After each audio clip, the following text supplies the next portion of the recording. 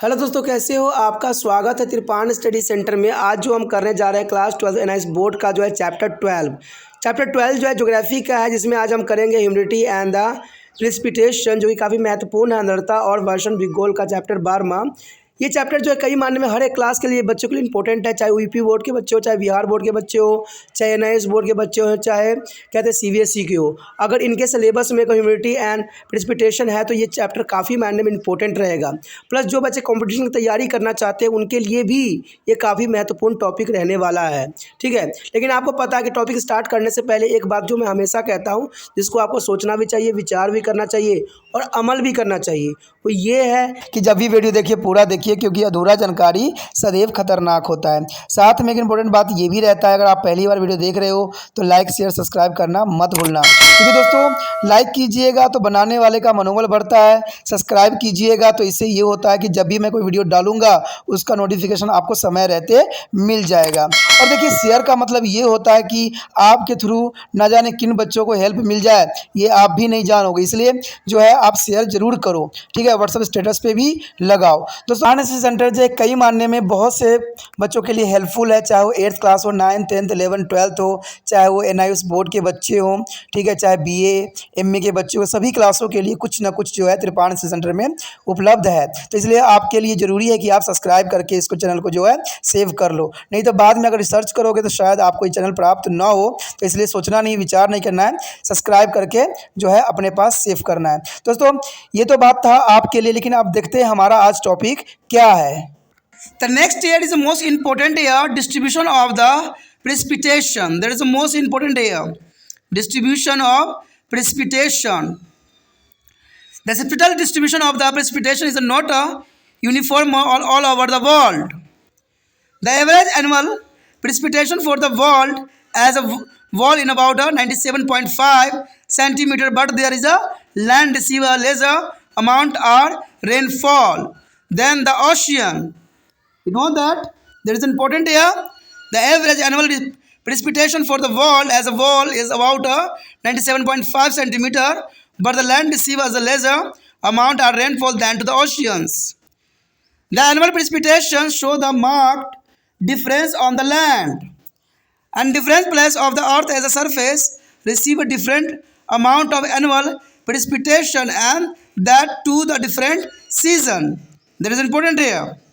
The main feature of the distribution of the precipitation can be explained with the help of the global pressure and the wind belt, distribution of the land and water body, and there is the nature of the relief features.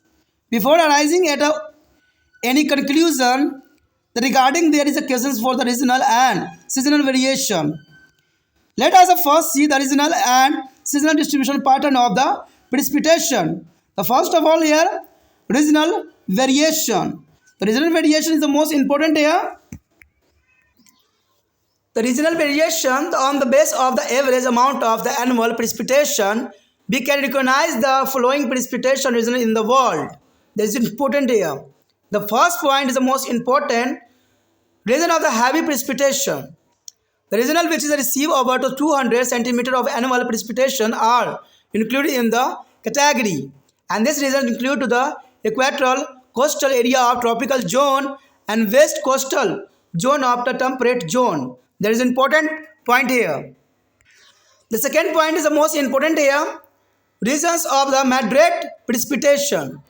The regions which receive 100 to 200 centimeter annual precipitation are included in this category, and this region lies adjacent to the regions of heavy precipitation. Eastern coastal region of the subtropical zone and coastal regions of the warm temperate zone are included in this category. That is important here. And third point, region of the less precipitation. Regions of the less precipitation here. This category included region which have received precipitation between 50 to 100 centimeters. And this region lies in the interior part of the tropical zone and west interior part of the temperate zone. That is important here. The next is the fourth point, regions of scanty precipitation. The area lying in the rain, shadow, leeward side of mountain range, the interior part of the continents. The western meridian of the continent is along tropics and high altitudes receive a precipitation less than 50 centimeters. And this region include tropical, temperate and cold desert of the world. There is a important here. Here show the distribution of precipitation is the most important here on the world. Here the only as a white is less than 25, but has a line is a 25 to 50, and the dark line there is a 25 to 50 and 50 to the 100, and the next year 100 200 and the more than the 100 is the black. There is the most important distribution here.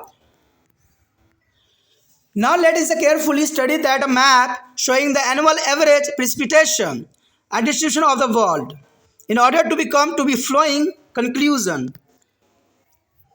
The first conclusion, precipitation is the greatest in the equatorial region and decreasing to about to the pole.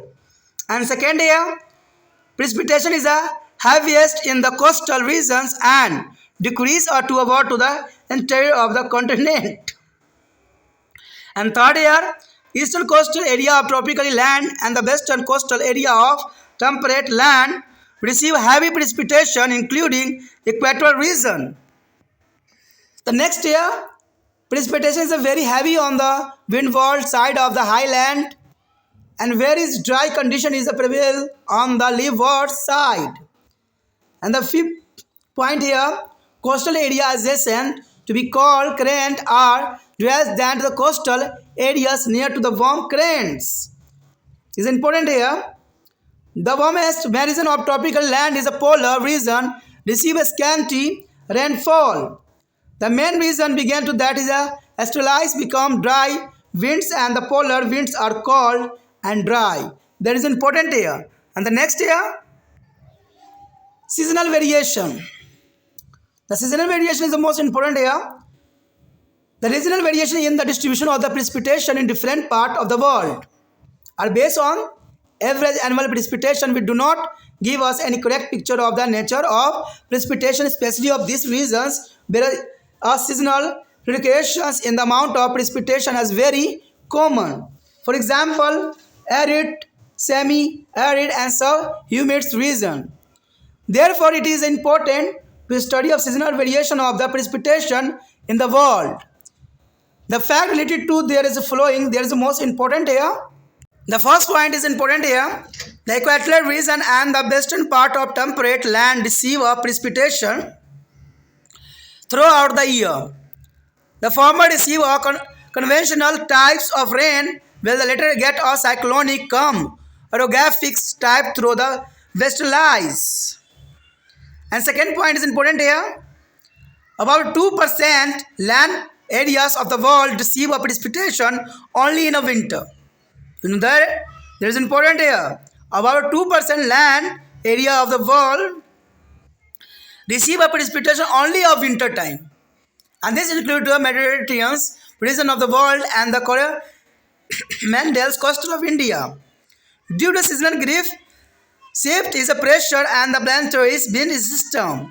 And this region is a Mediterranean do not get a precipitation in summer as they come under subtropically high pressure belt and trade winds which become a dry while the reaching their two western meridian of continents. The next point here, the remaining part of the world receive a precipitation only in the summer. 2% is here, but other is a percent is the remaining part of the world receives a precipitation only to the summertime. That is important here. About 2% land area world receive a precipitation only for the winter, but other is percentage here. Remaining but is percentage here or receive of summertime. It's make us clear that the most part of the world experience is a marked seasonal variation in the precipitation, and seasonal distribution of precipitation here provides an idea of the judges its effectiveness. For example, the scanty precipitation during to the short growing season in the high altitude is more effective than that of heavy precipitation in the lower altitude. Like view precipitation in the form of dew Fog and mist is a some part like a central India and Kalahari's desert has a perishable effect on the standing crop and natural vegetation. That is important here. The next here, C. The factor affecting to rainfall distribution. There is the most important point here. The factors affecting rainfall distribution. The moisture supply to the atmosphere is the main factor is determining the amount of rainfall in any region. Equatorial and the rest of the tropical region have a highest evaporation and hence highest supply of the moisture. The coastal area has more moisture than the interior part of the continents. Frozen regions have a very low evaporation and has a very scanty precipitation. There is the most important here factor affecting the rainfall distribution here. The next year, wind direction in the battle of the trade and westerlies wind is very important. Winds blowing from sea to the land causing to rainfall. Land varying winds are dry. The wind blowing from the high to the lower altitude will get a heated and give no rain, while those is blowing from lower to the higher altitudes will get a cooled and the cause of rainfall. Subtropical desert have a very little rainfall because they have a offshore wind. There is an important point here. And the next here, ocean currents. The ocean current is a warm current are associated with the warm moisture winds which cause a rainfall. Cold current have a cold dry winds and hence no rainfall. The next point is the presence of mountain across the direction of wind causes of more rainfall on the windward side and create rain shadow on the landward side. And fifth point here is also important. Pressure belts are closely related with the wind direction and rainfall. The area of low pressure attract to the rain, varying to the wind, while the area of high pressure do not. This is important here. The most important point here in the box, the distribution of precipitation in different parts of the world showing to the mark regional and seasonal variation. The mark of regional and seasonal variation. The factors affecting rainfall distribution are moisture supply, wind direction, ocean current, presence of mountain and pressure belt. There is a most important point here. हमारे समक्ष जो आया है point काफ़ी महत्वपूर्ण है कि वर्षण की वितरण किस प्रकार होता है। देखिए काफ़ी महत्वपूर्ण बात पे हम चर्चा करने जा रहे हैं कि वर्षण का वितरण किस प्रकार होता है। तो ये जानना हमारे लिए काफ़ी रोचक रहेगा, काफ़ी इंटरेस्टिंग रहेगा कि वर्षण का जो वितरण होती है आखिर किस बेस पे आधारित होती है। ठीक है, ज्योग्राफी का अगर स्टूडेंट हो, भूगोल के स्टूडेंट हो तो आपको इस बात को जानना काफ़ी महत्वपूर्ण रहेगा। वर्षण का प्रादेशिक वितरण संसार में असामान्य है। अगर देखा जाए वर्षण का जो है प्रादेशिक वितरण संसार में देखा जाए तो असामान्य है, यानी अनइक्वल डिस्ट्रीब्यूशन है। संसार में औसतन वार्षिक वर्षा जो है लगभग 97.5 सेंटीमीटर होती है, यानी 97.5 सेंटीमीटर काफ़ी महत्वपूर्ण है। और ये आप सोचिएगा कि ये औसत है, यानी एक जगह वर्षा की बात नहीं की जा रही है, पूरे विश्व की वर्षा की बात की जा रही है जो 97.5 सेंटीमीटर होती है। कहीं कहीं 200 सेंटीमीटर बरसात होती है। तो सबको मिला के यहाँ पर एवरेज बताया गया है। कहीं डिजर्ट एरिया होती है वहाँ पर 10% ही होती है, 10 तो यही 10 सेंटीमीटर भी होती है। तो इन सबको मिला के जो है यहाँ पर संसार में औसत वार्षिक वर्षा जो होती है 97.5 सेंटीमीटर होती है। लेकिन स्थलीय भाग महासागरीय अपेक्षा कम वर्षा प्राप्त करते हैं। ठीक है, देखा जाए तो यहाँ पर कि स्थलीय भाग जो है महासागरीय अपेक्षा कम वर्षा प्राप्त करते हैं।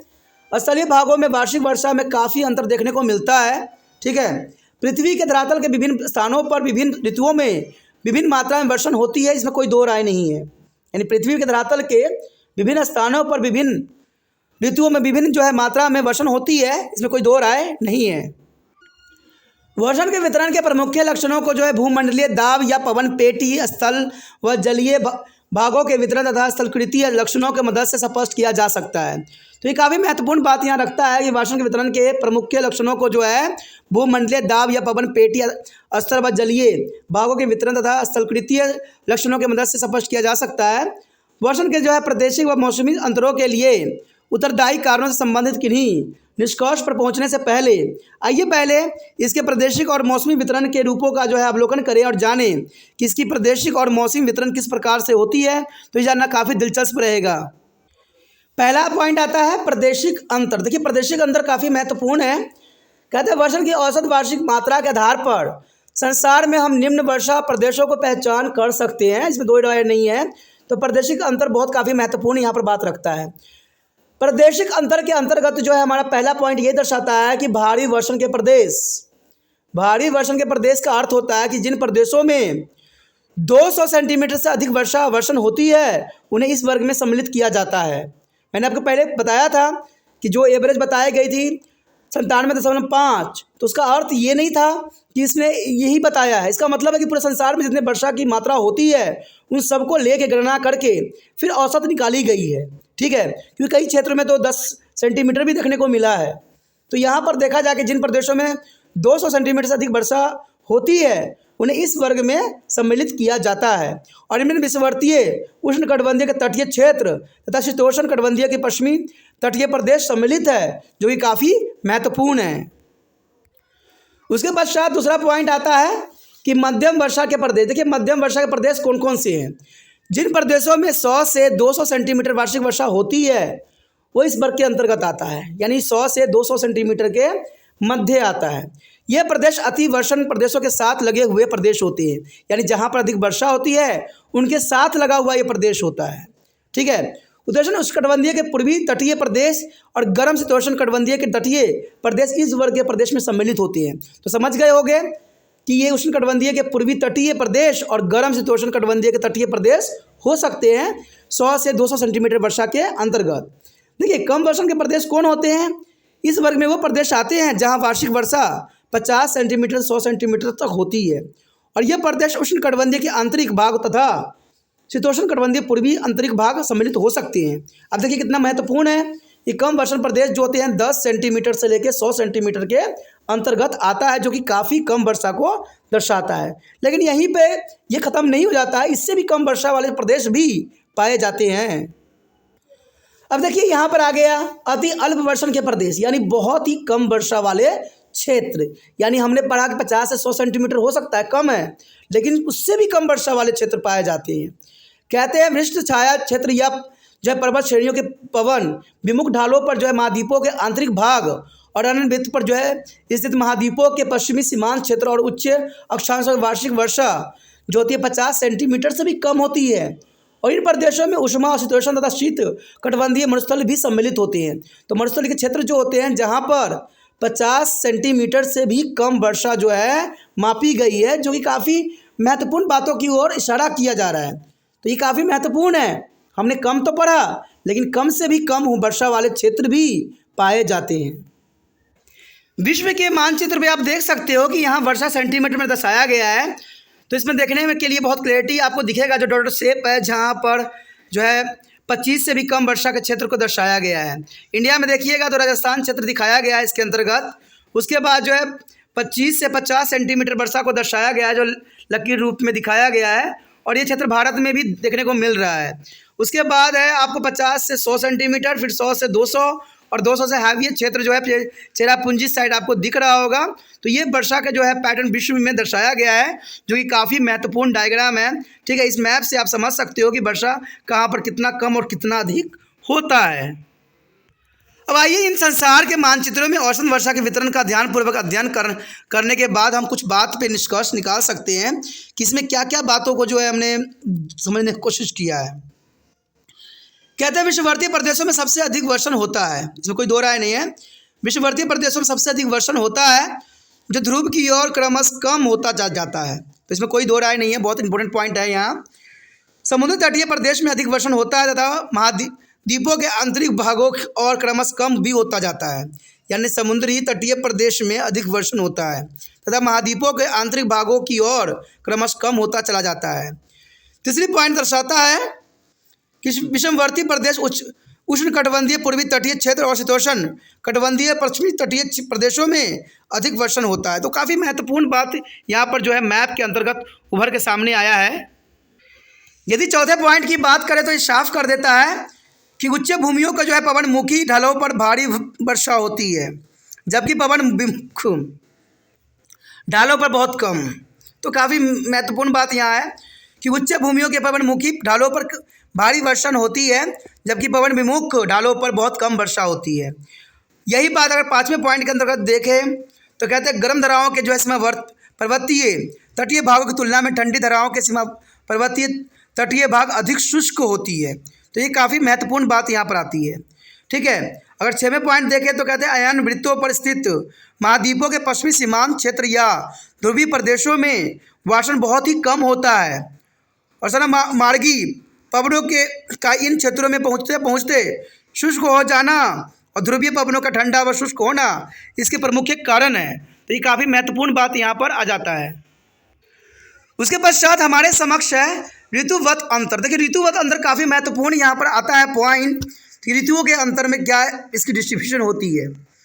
तो देखा जाए तो संसार के विभिन्न भागों में वर्षण के वितरण में पाए जाने वाले प्रादेशिक अंतर औसत वार्षिक वर्षा पर आधारित होती है। जैसे हमने औसत जो है कितना था 97.5, तो काफ़ी महत्वपूर्ण था इसके औसत। ठीक है, औसत जो है वार्षिक वर्षण पर आधारित होता है, और इसमें मुख्य उन प्रदेशों के वर्षण के स्वरूप का सही चित्रण नहीं होता है जहाँ वर्षा की मात्रा ऋतुवर्ष अंतर सामान्य लक्षण है। देखिए इसमें बहुत इंपॉर्टेंट बात बताई गई है कि उन प्रदेशों के वर्षण का स्वरूप का सही चित्रण नहीं हो पाता है जहाँ वर्षण की मात्रा ऋतुवत अंतर का सामान्य लक्षण होती है। उदाहरण के लिए मरुस्थल, अर्ध मरुस्थल या उपर प्रदेश, यहाँ पर वर्षा की मात्रा देखिएगा तो 10 से भी कम होता है, और यहाँ पर औसत कितना दिखाई गई है 97.5। तो इससे जो होता है जो इन प्रदेशों का जो है सही चित्रण नहीं हो पाता है, जो काफ़ी महत्वपूर्ण बात को दर्शाता है। अंततः संसार में वर्षण की ऋतुवर्ष अंतरों का अध्ययन महत्वपूर्ण यहाँ पर हो जाता है। इससे संबंधित इन तथ्यों को हम कुछ इस प्रकार से समझ सकते हैं जो तथ्य नीचे दिया हुआ है। तो पहला तथ्य तो यही दर्शाता है कि विषुववर्तीय प्रदेश तथा शीतोष्ण भूमियों के पश्चिम भाग में जो है वर्षण वर्ष भर होता ही रहता है, और विषमवर्तीय क्षेत्रों में जहाँ संवहनीय वर्षा होती है और शीतोष्ण प्रदेशों में पछुआ पवनों द्वारा चक्रवर्ती और पर्वतकृत वर्षा होती रहती है। तो ये काफ़ी महत्वपूर्ण यहाँ पॉइंट दर्शाता है कि विषमवर्तीय प्रदेश और शीतोष्ण भूमियों के पश्चिम भागों में वर्षण जो है वर्ष भर होता रहता है, और विषमवर्तीय क्षेत्रों में जहाँ संवहनीय वर्षा होती है और शीतोष्ण प्रदेश में पछुआ पवनों द्वारा चक्रवर्ती और पर्वतकृत वर्षा होती रहती है। दूसरा पॉइंट साफ करता है कि संसार के लगभग 2% भागों में वर्षण केवल शीतकाल में ही होता है, यानी संसार के लगभग 2% भागों में वर्षण केवल शीतकाल में ही होता है, और इसमें संसार के भूमध्य सागरीय प्रदेश तथा भारत का जो कोरोमंडल तट शामिल होते हैं। वायु दाब कटिबंधीय और भूमंडलीय पवनों के ऋतुओं के अनुसार उत्तर दक्षिण खिसकने से भूमध्य महासागरीय प्रदेश में उत्तरेशन उच्च दाब क्षेत्र या संगामी पवनों की जो है उपस्थिति के कारण गर्मियों में वर्षा नहीं होती है, क्योंकि समगागी पवनें जो है महाद्वीपों के इन पर्वतीय पश्चिमी भागों में पहुँचते पहुँचते शुष्क हो जाती है। तो ये काफ़ी महत्वपूर्ण बात यहाँ दर्शाया गया है। यदि तीसरे पॉइंट की बात करें तो साफ करता है तो संसार के शेष भागों में वर्षण केवल गर्मियों में ही होता है। देखिए पहले 2% जो है शीतकाल में होती थी, लेकिन बाकी परसेंट जो बच गई वो गर्मी में होती है, यानी संसार के बाकी जो वर्षा के मात्रा है वो गर्मियों के मौसम में होता है, सिर्फ 2% जो होता है शीतकालीन में होता है।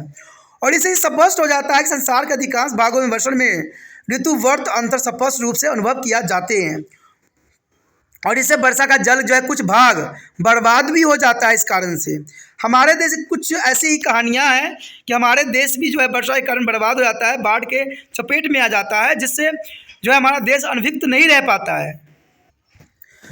वर्षण का ऋतुवर्ष वितरण हमें उसकी प्रभावी क्षमता को आंकने में काफ़ी मदद करती है, यानी उसकी प्रभावी क्षमता को आंकने में काफ़ी महत्वपूर्ण योगदान देती है। उदाहरण के लिए उच्च अक्षांशीय सीमांत वर्धन काल वाले प्रदेश में होने वाला हल्का वर्षण निम्न अक्षांशीय प्रदेश में भारी वर्षा की तुलना में अधिक प्रभावी होता है, और इसी प्रकार ओस, धुंध व कोहरे के रूप में होने वाली वर्षण भारत में जो है मध्यवर्ती भाग तथा कलहाकारी मरुस्थलों में खड़ी हुई फलों व प्राकृतिक वनस्पति पर सनसनी प्रभाव डालता ही रहता है, जो कि काफ़ी महत्वपूर्ण यहाँ पर बात आता है। उसके पश्चात हमारे समक्ष है वर्षा के वितरण को प्रभावित करने वाले कौन कौन से कारक है। देखिए, वर्षा के वितरण को प्रभावित करने वाले कारक भी काफ़ी महत्वपूर्ण होते हैं। तो सबसे पहले वर्षा को प्रभावित करने वाला कारक जो है नमी की आपूर्ति। तो नमी की आपूर्ति काफ़ी महत्वपूर्ण यहाँ बात रखता है। किसी प्रदेश में वर्षा की मात्रा को निर्धारित करने वाला महत्वपूर्ण कारक वायुमंडल को मिलने वाली नमी की मात्रा है। यानी किसी प्रदेश में वर्षा की मात्रा को निर्धारित करने वाला महत्वपूर्ण कारक जो है वायुमंडल को मिलने वाली नमी की मात्रा है। और उष्णकटिबंधीय क्षेत्रों में वर्षीकरण सर्वाधिक होता है। यानी उष्णकटिबंधीय क्षेत्रों में वर्षीकरण जो है सर्वाधिक होता है। अंततः वायुमंडल को इस क्षेत्र से सबसे ज़्यादा नमी की आपूर्ति होती है। यानी वायुमंडल को इस क्षेत्र से सबसे ज़्यादा नमी की आपूर्ति होती है। तटीय भागों में जो है आंतरिक भागों की अपेक्षा अधिक नमी मिलती है। यानी तटीय भागों के आंतरिक भागों की अपेक्षा जो है अधिक नमी मिलती है। ध्रुवीय प्रदेश में जो है वर्षीकरण बहुत कम होता है, अंततः वहाँ वर्षा भी कम ही होता है। उसके बाद दूसरा पॉइंट यहाँ दर्शाता है कि पवनों की दिशा। पवनों की दिशा भी इसका महत्वपूर्ण फैक्टर हो सकता है। कहते हैं माघी एवं पछुआ पवनों की पेटियों में जो है पवन दिशा महत्वपूर्ण है। समुद्र में स्थल की ओर चलने वाली पवनें वर्षा करती है। यानी समुद्र से स्थल की ओर चलने वाली पवनें वर्षा करती है और स्थल से चलने वाली पवनें शुष्क होती है।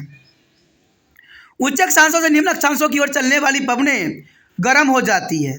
यानी उच्च अक्षांशों से निम्न अक्षांशों की ओर चलने वाली पवनें गर्म हो जाती है, अंततः बहुत कम वर्षा करती है। जबकि निम्न अक्षांशों से उच्च अक्षांशों की ओर चलने वाले पवनें ठंडी हो जाती है और वर्षा करती है। उत्तरेक्षण जो है मरुस्थलों में बहुत कम वर्षा होती है, क्योंकि यहाँ से पवनें बाहर की ओर चलती रहती है। तो ये काफ़ी महत्वपूर्ण यहाँ पर बात जो है दर्शाता है पवनों की दिशा के अंतर्गत।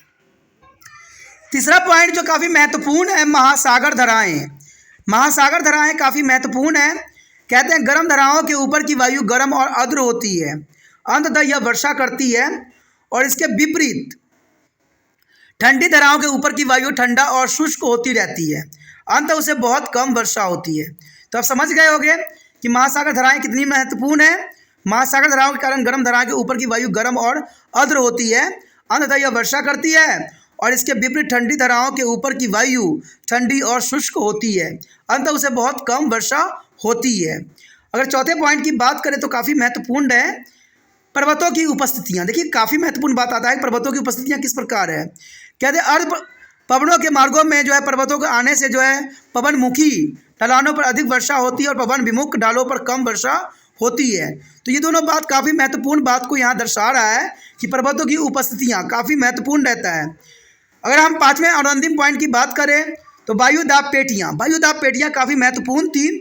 अगर आपने 11 चैप्टर नहीं किया तो 11 चैप्टर देखना। वायुदाब पेटियों जो है उसके टाइप्स के बारे में हमने विस्तार पूर्वक चर्चा किया है।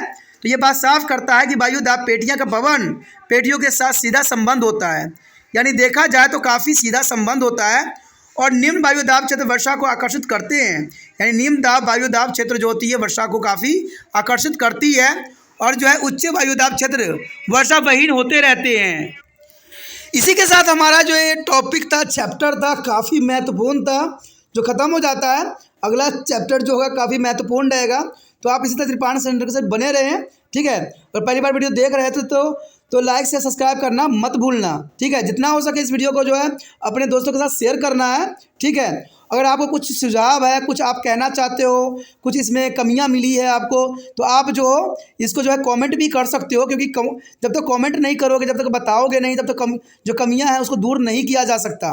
क्योंकि त्रिपाठी सेंटर हमेशा अच्छा से अच्छा करने की कोशिश करता है और बच्चों की भलाई के लिए अग्रसर है। तो आप कमेंट करके बता सकते हो कि इसमें खामियां क्या थी। देखिए, खामियां बताना कोई गलत नहीं होती है, लेकिन उसके वर्ड जो हो अच्छे से बताने की कोशिश कीजिए कि क्या क्या आपको इसमें कमी दिखी है, ठीक है। तो ये तो मेरे लिए था, लेकिन अगर आप इस चैनल को अगर अच्छा लगता है, आप अपने पास रखना चाहते हो, तो आपको एक जरूरी काम जरूर करना पड़ेगा। चैनल को सब्सक्राइब करके जो है अपने मोबाइल में सेव करना पड़ेगा। और इसके लिए कुछ नहीं करना है, आपने सिर्फ जो घंटी का बटन दिख रहा है उसको दबाना है, जिससे जो है ये चैनल आपके मोबाइल में सेव हो जाए। बाद में अगर आप कुछ इस चैनल के रिगार्डिंग कोई वीडियो देखना होगा तो शायद आपको प्राप्त ना हो पाए, क्योंकि अगर रिसर्च करोगे तो शायद ना भी आए। तो इसलिए चैनल सब्सक्राइब करके रख लेने में ही फ़ायदा रहेगा, तभी जो है आने वाला समय में आपको वीडियो का नोटिफिकेशन प्राप्त होता रहेगा। क्योंकि त्रिपाणी सेंटर आपको पता ही है कि 8th क्लास से लेकर MA तक बच्चों के लिए अग्रसर है। तो यहाँ पर हर वीडियो हर क्लास के लिए उपलब्ध है। तो आप अपने बच्चों को भी दिखा सकते हो, अपने बड़ों को भी दिखा सकते हो, अपने छोटों को भी दिखा सकते हो। तो इसके लिए जो है चैनल को सब्सक्राइब कर लेना अत्यंत महत्वपूर्ण रहेगा।